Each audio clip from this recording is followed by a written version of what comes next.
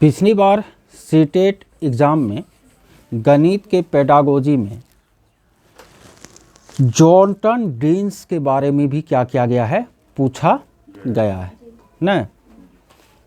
आप लोगों को अभी मैं बताया भी था कि दो भिन्न की तुलना करना है कि 1/100 और 1/1000 में कौन बड़ा है कौन छोटा है, तो हम डीन्स ब्लॉक का क्या करते हैं, प्रयोग करते हैं।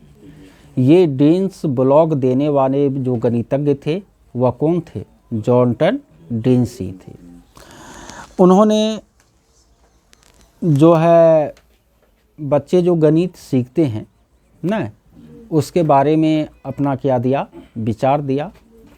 और उन्होंने गणित को सीखने में जोर तोड़, उनके बाद खेल और कहानी को ज़्यादा महत्व दिया। तीन चीज़ को बच्चे जो जोड़ तोड़ करते हैं, तोड़ फोड़ जिसको आप कहते हैं कि बच्चा बड़ा बदमाश है न, उनके बाद वो उसके अन्वेषण प्रकृति को दर्शाता है। उनके बाद खेल खेल में बच्चे गणित को सीखते हैं और कहानियों के माध्यम से बच्चे गणित सीखते हैं। ये किसका विचार था, जॉनटन डीन्स का। खेल विधि से गणित सीखने को उन्होंने बंद दिया, कहानियों के माध्यम से गणित सीखने को उन्होंने बंद दिया। जॉनटन डीन्स जो है उनका मानना था कि यदि सही तरीके से बच्चे को गणित सिखाया जाए ना, तो बच्चा कम उम्र में भी जटिल गणित को क्या कर सकता है, सीख सकता है। कम उम्र में भी कठिन से कठिन गणित को बच्चा हल कर सकता है। जॉनटन डीन्स ने गणित सीखने के लिए 4 तरह के चरण बताए, 4 तरह के सिद्धांत दिए। 4 तरह के क्या दिए, सिद्धांत दिए। पहला है गतिशील सिद्धांत न। उनका मानना था कि गणित का यदि आपको कोई भी सिद्धांत पढ़ाना है तो उस सिद्धांत से जुड़ा हुआ जो अन्य चर है, अन्य बातें हैं, उनको भी क्या करना चाहिए, स्पष्ट करना चाहिए। ये नहीं कि केवल वो सिद्धांत ही बताना चाहिए, बल्कि सिद्धांत का जो व्यवहारिक अनुप्रयोग है, उनके साथ जुड़ी हुई जो अन्य बातें हैं जो उस सिद्धांत से क्या है, संबंधित है, उनको भी क्या करना चाहिए, बताना चाहिए। ये हो गया आपको गतिशीलता का सिद्धांत। जॉनटन डीन्स ने दूसरा सिद्धांत दिया अवधारणात्मक परिवर्तनशीलता का सिद्धांत न, कंसेप्चुअल चेंजिंग थ्योरी। उन्होंने कहा कि गणित पढ़ाते समय शिक्षक को न अवधारणाओं को स्पष्ट करने पर, उनके परिवर्तनशीलता पर न क्या करना चाहिए, चर्चा करना चाहिए बच्चों के साथ। तो बच्चे यदि अवधारणा को अच्छी तरह समझेंगे तो फिर वह गणित अच्छा तरह से कर सकते हैं। उनके बाद गणितीय परिवर्तनशीलता का सिद्धांत, इसमें उनका कहना था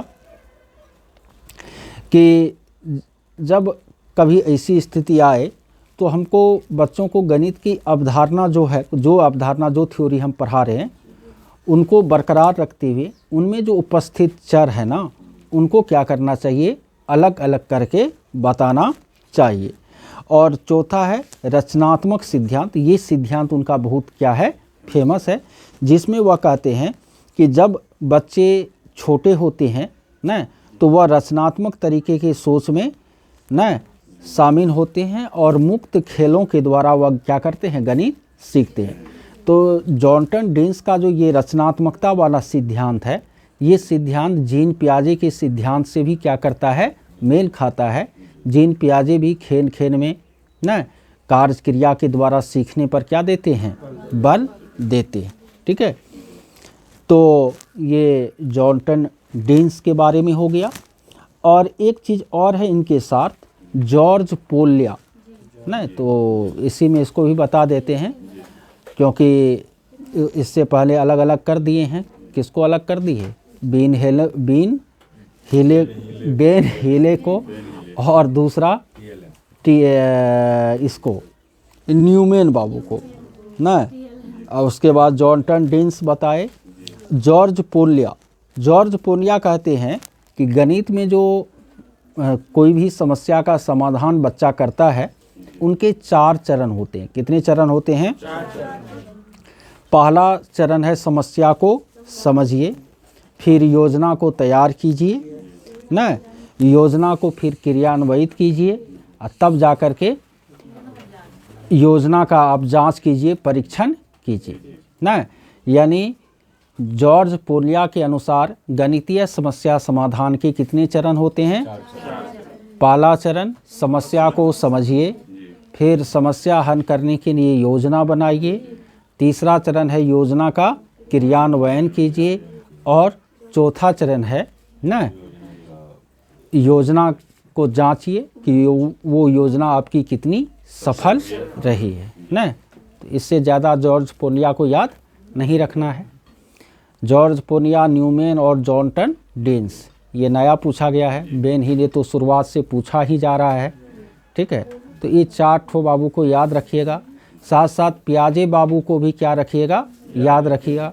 पियाजे का कहना था कि बच्चे मूर्त संक्रियात्मक अवस्था में गणित में संरक्षण के बारे में समझ सकते हैं, यानी मूर्त चिंतन वह कर सकते हैं, ठीक है। संरक्षण समझ सकते हैं, बड़ा छोटा समझ सकते हैं, लंबा छोटा समझ सकते हैं, भार को समझ सकते हैं।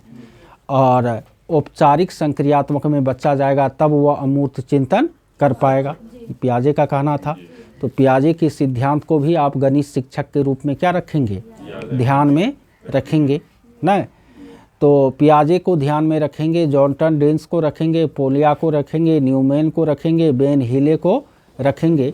तो गणित ना में यदि वैज्ञानिकों से जुड़ा हुआ सवाल पूछा जाएगा तो आपका क्या हो जाएगा? हल हो जाएगा, ठीक है।